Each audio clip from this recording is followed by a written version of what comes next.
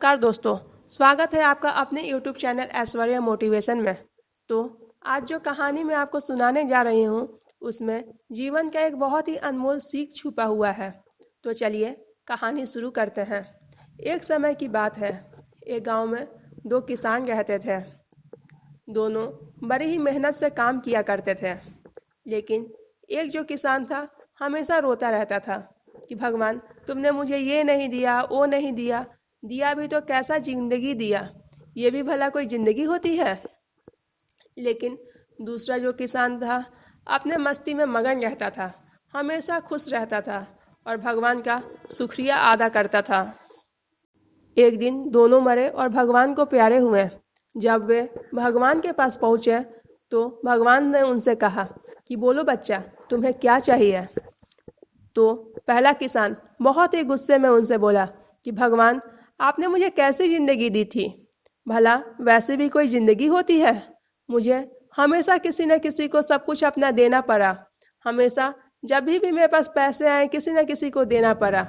अब मुझे अगला जन्म वैसा देना कि मुझे कभी किसी को कुछ देना ना पड़े, हमेशा मुझे मिले मिले और मिलता ही रहे, मुझे कभी किसी को कुछ देना ना पड़े। भगवान मुस्कुराए और कहा ठीक है, अगला जन्म तुमको वैसा ही मिलेगा।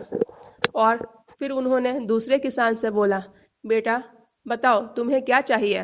दूसरा किसान उनसे बहुत ही प्रेम से बोला कि भगवान आपने मुझे सब कुछ दिया, बहुत ही प्यारा परिवार दिया। भगवान आपने मुझे सब कुछ दिया, किसी चीज़ की कभी कोई कमी ही नहीं हुई। अब मैं आपसे क्या ही मांगूं, लेकिन बस एक कमी हुई कि मेरे दरवाजे बहुत सारे भूखे लोग आते थे, लेकिन मैं उनको कभी भरपेट खाना नहीं खिला पाया। आप अब ऐसा कुछ करना कि मेरे पास जो भी आए मैं उनको भूखे न जाने दूं और कभी कोई मेरे दरवाजे से खाली हाथ न लौटे। भगवान ने कहा ठीक है बच्चा, जाओ, तुम्हारा भी दुआ कबूल किया। और इस तरह से दोनों का नया जन्म हुआ उसी गांव में। दोनों बड़े हुए। फिर पहला किसान जिसने ये कहा था कि भगवान मुझे सिर्फ मिले मिले और मिलता ही रहे, वो बना गांव का सबसे बड़ा भिखारी। और इस तरह से उसको सिर्फ मिलता ही गया और कभी उसको कभी कुछ देना न पड़ा।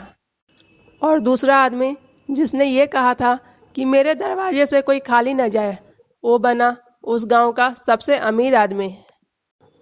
तो दोस्तों, मिल बांट के खाने पर यकीन रखिए, देने से कभी कमी नहीं होता बल्कि बढ़ता ही जाता है।